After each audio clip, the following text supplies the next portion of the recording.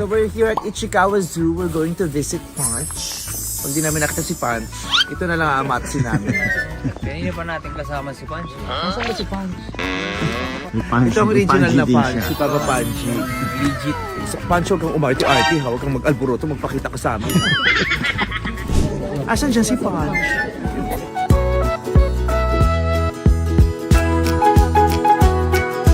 So how do we know kung sino si Punch dyan?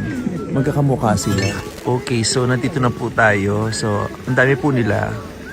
Ang tanong, sino si Punch dito? Ano kaya si Punch? Ayun!